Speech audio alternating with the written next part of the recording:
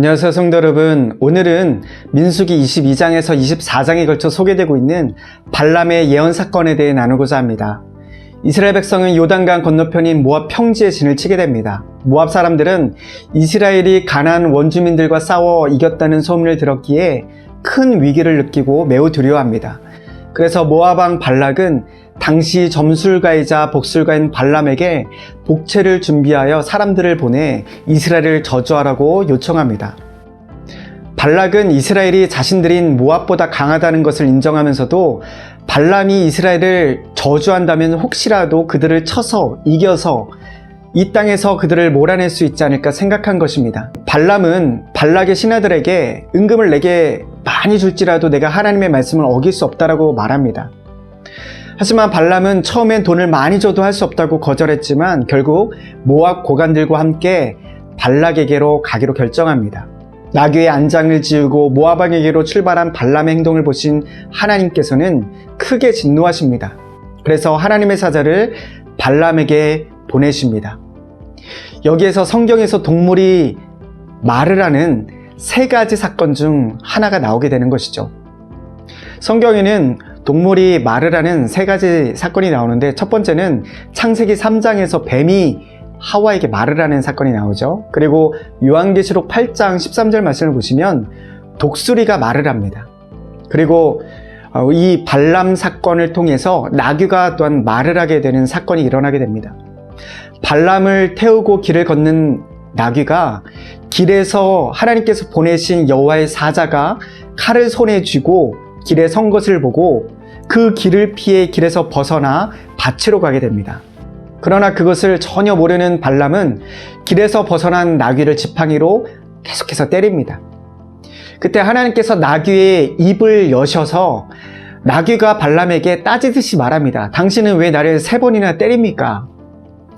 하나님께서 발람의 눈을 여실 때 비로소 그는 길 앞에서 칼을 들고 자신을 죽이려고, 자신을 심판하려고 서 있는 그 하나님의 사자를 보게 되는 것이죠. 이 사건으로 발람은 완전히 뜻을 돌이키게 됩니다.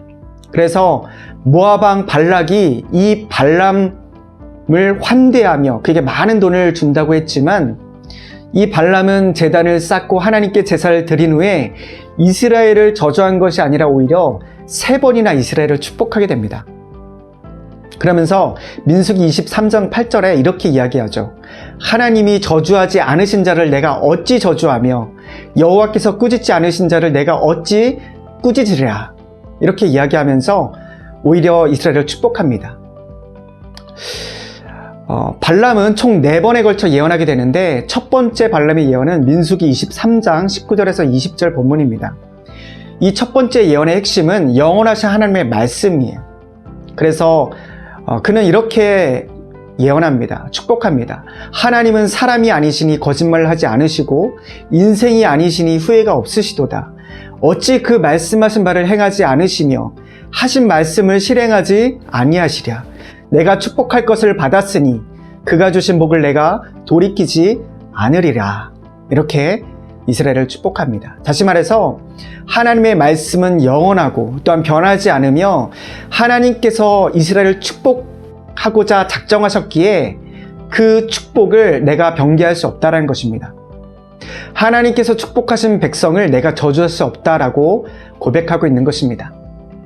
두 번째 발람의 예언은 민수기 23장 21절에서 24절 말씀인데, 이 축복의 핵심은 하나님이 어떤 분이신가에 대해서 말씀하시면서 이스라엘이 어떤 존재인가를 이야기하고 있는 것입니다. 다시 말해 하나님은 사랑과 용서의 하나님이시기에 이스라엘이 지금 그가 은혜로 하나님의 사랑으로 여기까지 오게 되었다라는 것을 이야기하고 있고, 또한 하나님은 전능하신 능력의 하나님이시기에 그 어떤 대적도 이스라엘을 이길 수 없다라고 그렇게 축복하고 있는 것입니다. 세 번째 발람의 축복은 오늘 우리가 읽은 본문이 민수기 24장 1절에서 14절 말씀이고요. 그리고 민수기 24장 15절에서 24절 말씀에서 발람의 네 번째 예언, 네 번째 축복을 끝으로 발람의 예언이 마무리되게 됩니다. 오늘 우리가 나눌 본문은 발람의 세 번째 축복입니다. 앞서 두 번의 그 축복을 통해서 발람이 이스라엘을 축복했을 때 하나님께서 이것을 선히 여기셨다라는 것을 발람이 느끼게 됩니다. 깨닫게 됩니다. 그래서 발람은 이제 더 이상 마술을 쓰지 않기로 결단합니다. 그러자 놀라운 일이 일어나게 되는데 하나님께서 하나님의 영을 그에게 부어주십니다. 그래서 24장 1절과 2절 말씀을 보시면 하나님의 영이 그 위에 임했다라고 성경은 말씀하고 있어요. 그래서 이 세 번째 축복의 예언을 지금 발람이 하고 있는데 이 축복의 내용은 세 부분으로 나눠집니다. 첫 번째는 이스라엘이 번성의 축복을 누리는 인생이라는 것입니다. 민수기 24장 4절 이후를 쭉 보시면 하나님의 말씀을 듣는 자, 전능자의 환상을 보는 자, 엎드려져 눈을 뜬 자라고 발람이 자신을 소개하면서 이렇게 말합니다. 야곱이여 내 장막들이, 이스라엘이여 내 거처들이 어찌 그리 아름다운고 그 벌어짐이 골짜기 같고 강가의 동산 같으며 여호와께서 심으신 침향목들 같고 물가의 백향목들 같도다. 그 물통에서는 물이 넘치겠고 그 씨는 많은 물가에 있으리로다. 그의 왕이 아각보다 높으니 그의 나라가 흥왕하리로다. 이렇게 마음껏 축복합니다. 여러분, 이 축복을 보면서 어떤 말씀이 생각나지 않으십니까? 저는 시편 1편이 떠올랐습니다. 복 있는 사람은 시냇가에 심은 나무가 철을 따라 열매를 맺으며 그 잎사귀가 마르지 아니함 같으니 그가 하는 모든 일이 다 형통하리로다. 하나님 말씀하신 것처럼 하나님께서 축복하신 인생은 물가에 심기운 나무처럼 번성하고 풍성한 삶을 누린다. 그러한 축복을 받는다라고 말씀하고 있는 것입니다. 이처럼 하나님께서 함께 하시고 축복하시는 이스라엘이 이처럼 물가에 심기운 나무와 같은 그런 놀라운 축복을 받는다 예언하고 있습니다.